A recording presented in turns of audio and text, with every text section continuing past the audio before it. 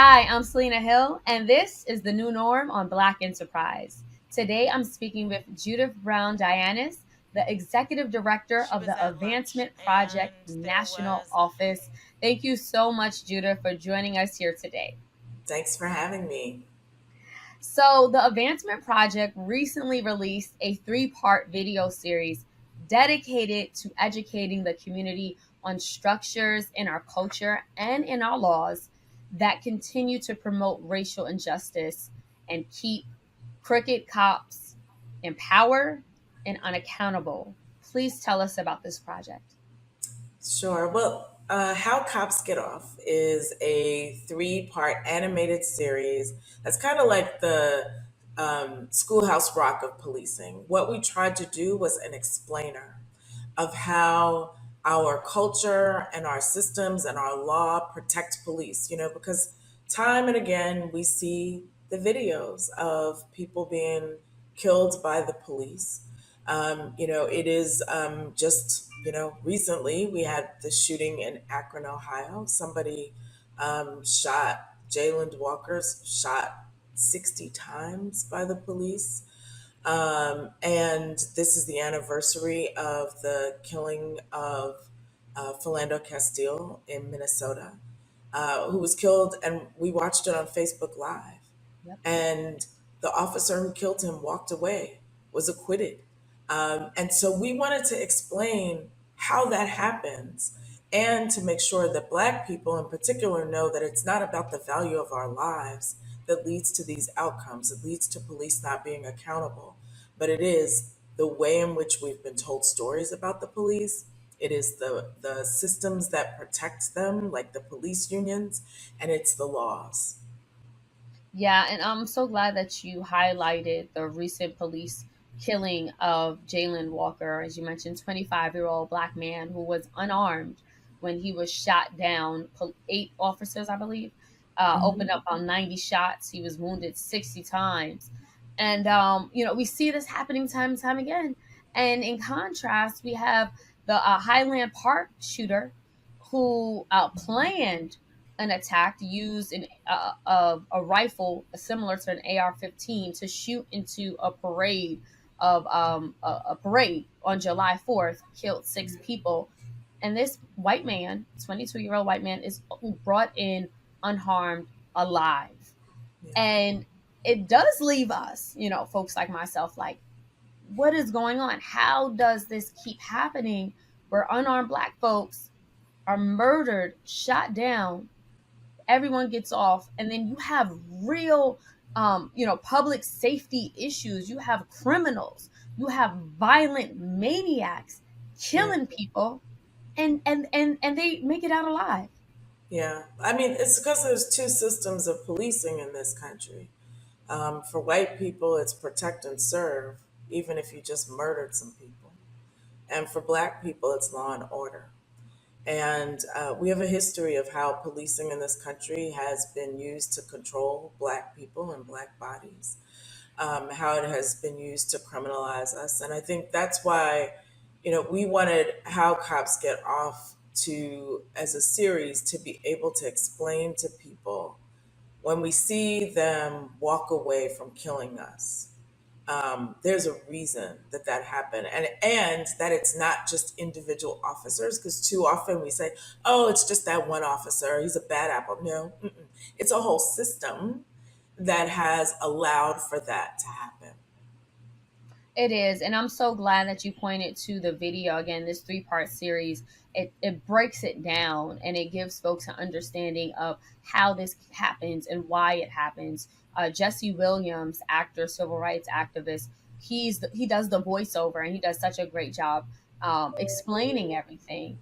And I see that you were the writer and producer of this video. What inspired this project to come about? So, really, what inspired it was Black pain. Time and again watching those videos, Jesse would, as a board member, would call me and be like, "How'd that cop get off? How did he walk? I don't understand. We saw that video. Philando Castile, we saw him Mm, get killed on Facebook Live because his girlfriend was videotaping it. And that officer said the magic words that cops use: I feared for my life. And that's because the law allows him to do that. And so we were inspired by Black Pain because we wanted people to know that it's not the value of our lives. We were inspired by seeing people standing outside of prosecutors' offices and police departments waiting for an indictment, waiting for a conviction, waiting, and then you could visibly see Black people, their anguish and their pain when the decision came, and people falling out in hysterics. And so we wanted people to understand, the system that creates that and how that happens. And so this is our love letter to Black people. One thing that is brought up in part one of this series is a term I wasn't familiar with: propaganda. Can you talk about what propaganda is and the effects that it has had on the American psyche? Sure. So propaganda is basically cop propaganda. It is a branding of police. It is their marketing plan for making sure that we believe that police are the only thing that's going to keep us safe. And that they do no wrong. And so if you look back over time, and I mean, I didn't know this stuff until we started doing research for the videos, that one of the oldest TV shows, Dragnet, was a show that where the police, the LAPD, had to approve the actual scripts before the show could go on air. So that's how much control the police have over their story, right? And they also have control over their story with the media because when a shooting happens, and it's not just the shootings and the killings, but every kind of like act involving police, they tell the story first, right? If it's a shooting where the person's dead, the person is the victim and can't tell the story, right? So they get to spin the story. So it's really their spin room, as we can refer to it. And it is the way in which we then think. It's like it's captured our minds, right? To think that they're cool, they're nice, they're family people, we love them. They're officer friendly. And that makes us think that when we're on juries, that we should believe them. It makes us think that when they get off, that it was okay because they actually did the right thing. Yeah. And I'm so glad that the video breaks down that there's been a concerted effort in Hollywood, in our country, to humanize police and make them these heroic figures to the point where we don't see them being able to commit wrong. And I'm so glad that the video points out shows like Cops, the reality show, Law and Order, Miami Vice. I grew up on Cops. My grandmother and I would watch it. And at the time, I didn't understand what exactly it was doing and how it socializes us to believe that like hunting people for sport is normal, like, and Right. like, oh, and the mass majority of those folks that were hunted down during the arrests were black and brown. So we're Right. criminalizing black and brown folks and making these cops, which are just humans. Humans are flawed, human beings And with yeah. guns. And just think about the damage that that's done, right? To Black people and to other people, where people are watching those shows and thinking, Black people are criminals. Police, and we love police. They are the heroes. So that when someone acts, if it's the people who call the police on us all the time, it's because they think that we're criminals. And Hollywood has done this to us, and not just Hollywood, but the media also. And you think about, the cops who just shot Jalen Walker. They used him for target practice, you know, and they think that that's okay. And it's the criminality around Black bodies is real. And it's one of the reasons that we have to be thinking about a different way of doing safety in this country, because we are stuck on cops. So, what is the goal? I know the video talks about reimagining public safety. What is the ultimate goal that you hope results from this series. Sure. So so one is we want people to start. First of all, we want them to learn. Then second, we want them to move, right? Go into action. So we also have a website, policefreecommunities.org, where you can go, and if you want to nerd out on stuff around policing and abolition and things like that, you can nerd out. We'll also be featuring campaigns that are happening around the country where people are organizing around police reform. But we just want people to really start imagining a world without police. If we can't change public safety if we keep tinkering around the edges. Like there's federal legislation that's pending that has not moved because the police unions are too powerful.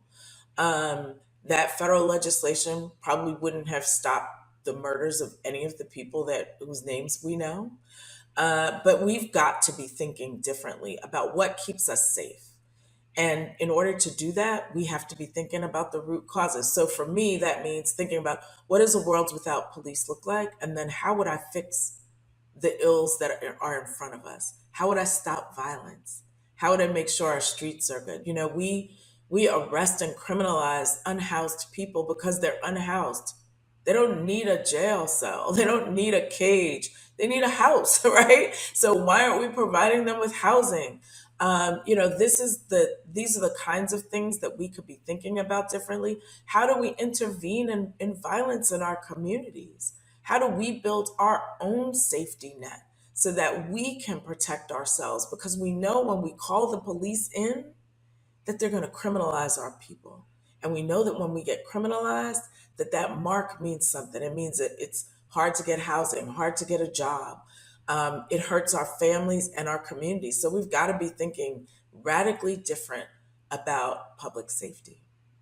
Judith, as much as I stand with the movement and those who call for police abolition, it's still a very polarizing term, even in the Black community, especially amongst our elders, our seniors, who, those who grew up during Jim Crow. And, I speak to my great uncle, my great aunt. And I even had an interview with Morgan Freeman, and he was like, absolutely not. We should not be defunding police. How do we get to, if we're going to call for something as radical as police abolition and reimagining public safety, how do we get those in our own community to get on board? Yeah. So, there's a saying by Ruth Gilmore, who's like one of the leading abolitionists, that abolition is a journey, not a destination. I think what it does for us is that it opens up the possibilities to something different. I know that a lot of our communities are dealing with violence. We've seen some of the statistics that have come out lately. We're dealing with carjackings, etc. But I think it challenges us to think about our priorities.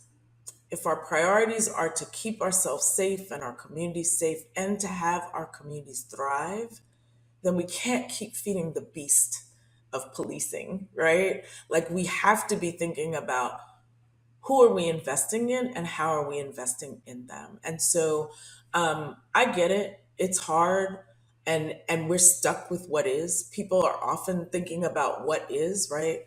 But abolition of slavery was a pretty radical thing at one time, right? Because that's what was, and that's where the power was, right? And so this really opens up an opportunity for us to think about how could we do violence intervention differently in our schools and in our communities? How could we stop the robberies? How could we make sure that people who are having a mental health incident get the help that they need? So I get it. It is hard. Um, but it also challenges us to Yeah. dream and then to be thinking about what could the people we elect do differently to actually make sure that our communities are thriving and not just surviving. Well, yeah. And, statistics show that a driver of crime is poverty and lack of opportunity. So, like, I've Right. had these conversations with friends of mine and those across the political spectrum. And, they said, Selena, we'll look at it like this. In many white suburban affluent neighborhoods, there isn't a lot of crime. Why? Because there's education, there's jobs, and there are That's opportunity. right. So they don't see, police don't show up. They show up very differently in those Right. neighborhoods and in communities. So what's the Because difference? their needs are taken care of. Their needs are taken care Exactly. of. So if we And that's build it. our We gotta community, be. Right. It's so these are the kinds of things that would challenge us to think differently. So that what does it mean to not need them? If you think you need them, then what would it look like to not need them? What would the people around you need in order for us not to have to engage the police? Because I just think about like Philando Castile. That was a traffic stop. That was a traffic stop, and the man is dead. This is the same thing with Jalen Walker, right? It was a traffic stop. What are you stopping them for? A broken headlight, a broken this, a broken that, and then a black person's dead, right? And so I think that's right. How do we get our needs met, right? So that we can thrive, not just survive.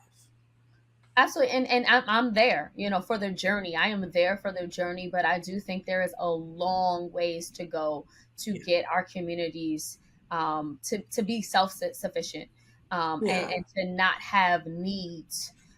So because to me, that's a long time coming. That's a long goal. What do we do now?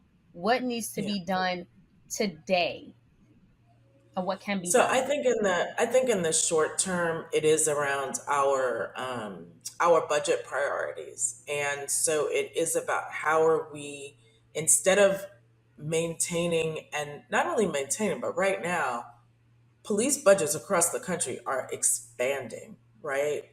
And and every time we get an expansion of police budgets, we don't get a decrease in violence in our communities, right? So let's stop being stuck on stupid, right? And instead thinking about what did our community need when these things rise up, when we have issues, how do we get mental health supports in place? Let's use some of that budget for that, because everybody says, oh, we don't have a small budget, we don't. Well, the police don't have a small budget. So it's about realigning our budgets with our priorities. And so looking to do things like getting more supports for mental health in schools, for example, right? We sent young people back to school saying everything's okay, come back to school. While they were isolated, some of them were in dangerous conditions during the pandemic. They were not learning during the pandemic, and we acted like everything was okay. And we sent more police with them instead of saying, you know what? We need more counselors in schools because our young people are coming back and some of them have been in troubled situations, right? So why aren't we and giving them good medical care and giving them all those things, right? Like let's give wraparounds in our schools for young people, so that they can do better, right? And then, so it really is about how do we move the money to the things that we know our communities need and stop getting caught up in propaganda that tells us that the only way we're ever going to get safe is to have more police. It's the Oh yeah. same thing that we're seeing with the shootings, right? The mass shootings. No, it's not guns. We just need more police. No, that's not it.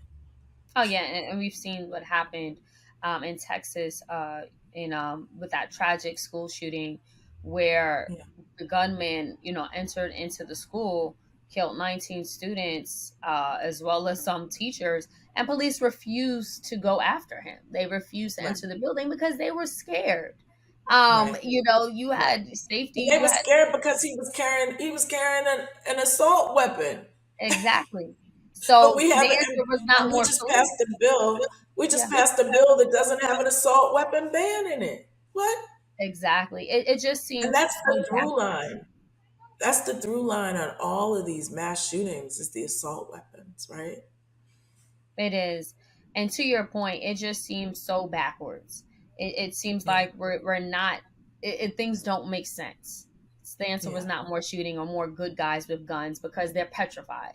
Because right. these killers are coming in with, armed gear, assault rifles, etc. And that's just the Right. reality we live in. It is sad, it is disgusting, but I do feel like we're in this conundrum where it's like, I want that person to be arrested, I want that person to be caged, I want that person to be jailed, because I don't trust them to come Yeah. back in society, you know. So I understand folks who say like, oh no, there is a need for policing, at least from that lens, because Mhm. from, you know, or prisons from that lens. However, you know, to your point, I understand how over policing is not the answer to in black or brown communities. Is there a happy medium between those two extremes? Yeah, I mean, that's why we say it's a journey, right? Because a lot of people are not absolutist about it or haven't gotten there yet, right? And when people say they're abolitionists,